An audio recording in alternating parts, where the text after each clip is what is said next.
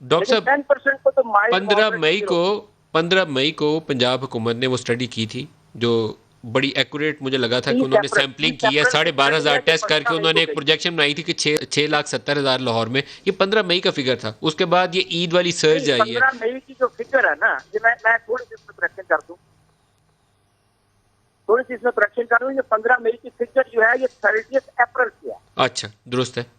ये 30 अप्रैल की फिगर थी जो 15 मई को उन्होंने दी है। दुरुस्त है। और 30 अप्रैल को 6.5 लाख मरीज लाहौर शहर में मौजूद था और लाहौर डिवीजन में तकरीबन 10 लाख के करीब मौजूद था। तो अब तो फिर आपका जो अब नंबर है आप तीस देखें कि पैंतीस एक लाख का, वो महीना बिल्कुल 10 दुरुस्त दिन है। के बाद कितने हो गए। अब तो आपका वो नंबर फिर बिल्कुल दुरुस्त है। अगर ये 30 अप्रैल का नंबर है तो अब तक वो मल्टीप्लाई होकर इतनी तादाद हो चुकी है। नॉर्मली तो मल्टीप्लाई जो होता है ना वो होता है 2, 4, 6, 8। इसमें मल्टीप्लाई ऐसे नहीं होता। इसमें हम्म। मल्टीप्लाई होता है 2, 4, 8, 16, 32, 64, इस तरह मल्टीप्लाई होता है। हम्म। अब करेंगे क्या? अगर इतनी तादाद लाहौर डिवीजन के अंदर है और पंजाब के अंदर है, तो पंजाब के हॉस्पिटल्स में तो इतनी कैपेसिटी नहीं है। लेकिन इसका हल जो है ना, एक ही हल है इसका। वो हल है कि आप SOP से अमल करवाएं, डंडे से अमल करवाएं।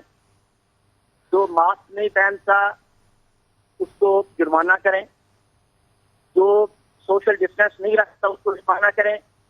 ये जो आपने तबलीगी जमात का इज्तिमा होने दिया उसमें कितना फैला, आपने ईद के इज्तिमा होने दिए उसमें कितना फैला, आपने ईरान से जायरीन को आने दिया उससे कितना फैला, आपने बाहर से लोगों को अंदर आने दिया, अफगान जहाज खोल दी, उससे कितना फैला।